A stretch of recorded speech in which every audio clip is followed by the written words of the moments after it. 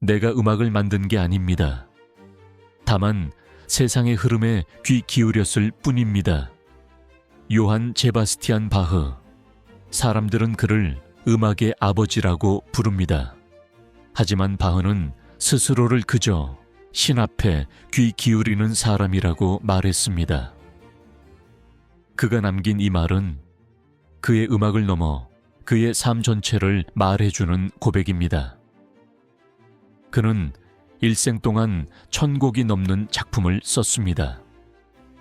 하지만 명성을 좇거나 세상의 환호를 기대하지 않았습니다. 평가나 박수가 아닌 자기 자신의 소리에 진실했던 음악가. 그에게 음악은 신에게 바치는 기도와 같았습니다.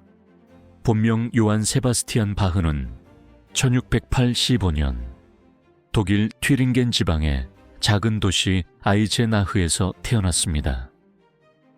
그의 탄생은 단지 한 명의 음악가의 시작이 아니라 유럽 음악사 전체에 있어 하나의 흐름이 새롭게 열리는 순간이었습니다.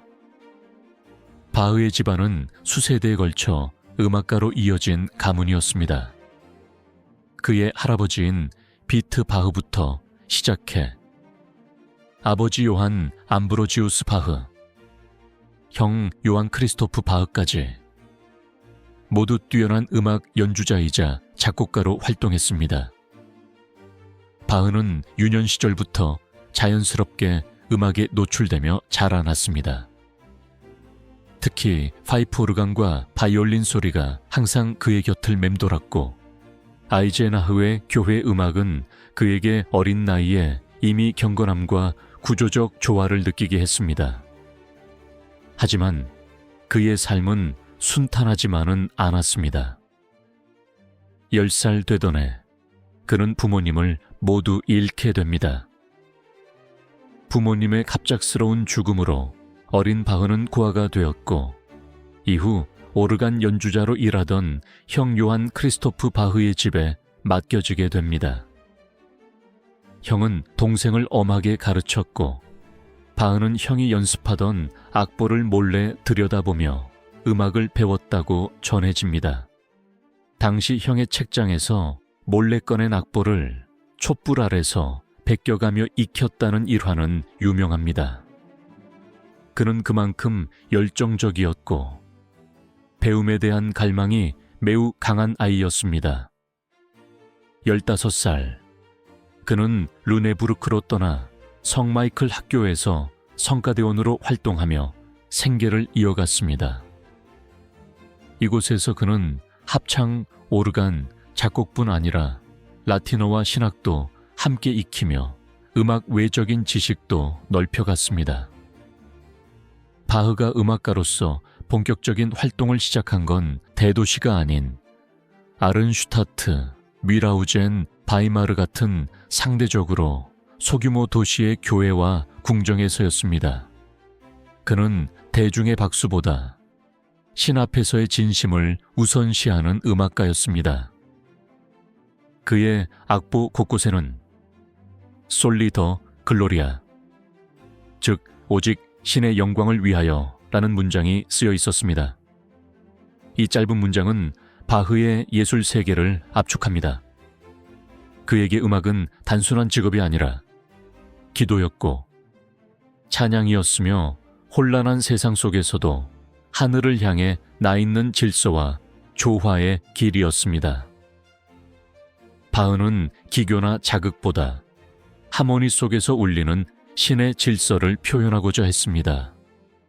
그래서 그의 음악을 들을 때면 세상의 소란이 잠시 멈추고 삶의 고요한 중심에 다가가는 듯한 감정이 밀려옵니다. 그는 화려한 무대보다 고요한 성전에서 더 많은 곡을 썼고 세상의 중심보다 신의 중심을 향해 나아갔습니다.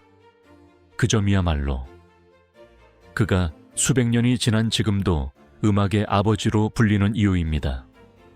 그의 곡을 듣고 있으면 마음이 차분해지고 삶의 혼란 속에서도 중심을 찾게 됩니다. 하지만 바흐의 말년은 결코 순탄하지 않았습니다. 그는 점점 시력을 잃어갔고 마침내 실명 상태에 이르게 됩니다.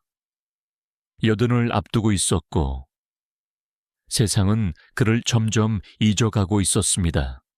하지만 그 속에서도 그는 자신이 들은 소리를 머릿속에 그려가며 마지막 작품들을 완성해 나갔습니다.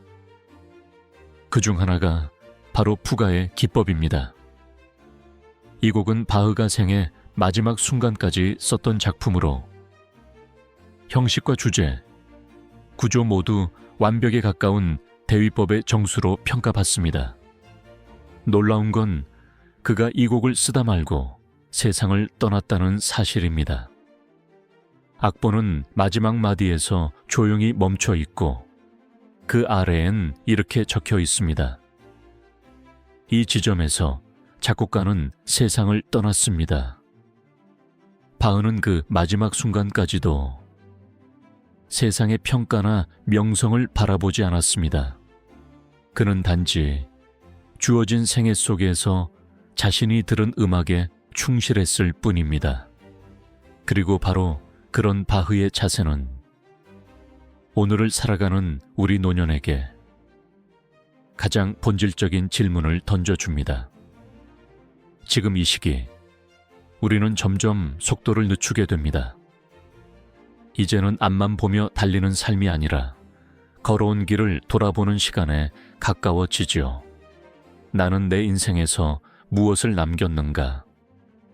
누구에게 어떤 흔적으로 기억될 것인가? 이런 질문이 문득문득 가슴에 내려앉습니다.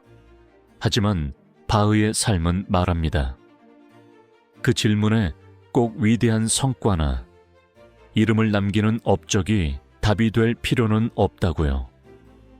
바흐는 1000곡이 넘는 음악을 남겼지만 살았던 동안 그의 이름은 그리 널리 알려지지 않았습니다.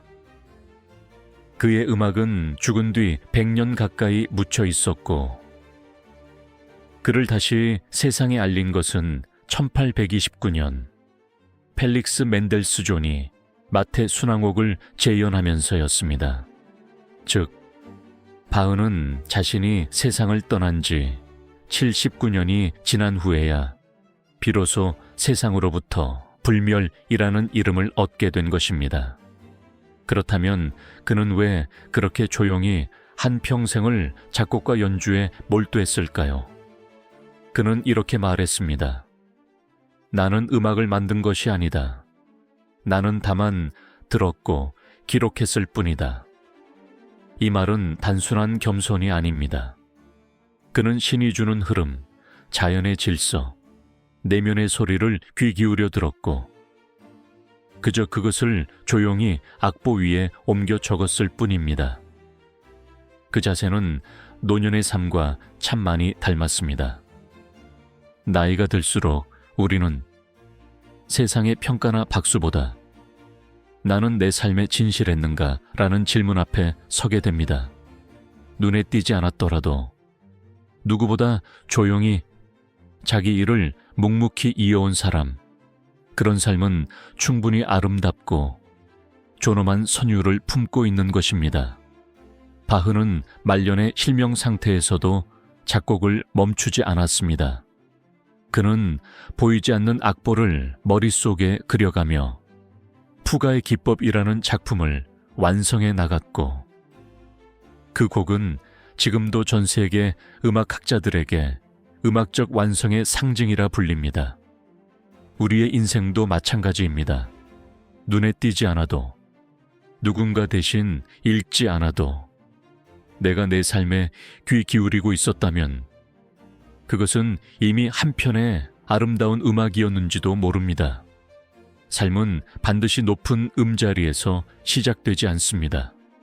오히려 가장 낮은 음표, 가장 조용한 흐름 속에서 가장 깊은 울림이 시작되기도 합니다. 우리의 노년이 그런 음악처럼 고요하고 단단하게 흘러갈 수 있기를 바랍니다. 오늘은 요한 제바스티안 바흐의 노년과 삶을 통해 조용하지만 단단한 인생의 후반을 함께 돌아보았습니다. 영상이 도움이 되셨다면 영상의 좋아요를 부탁드립니다. 구독과 댓글도 해주시면 영상 제작에 큰 힘이 됩니다. 감사합니다.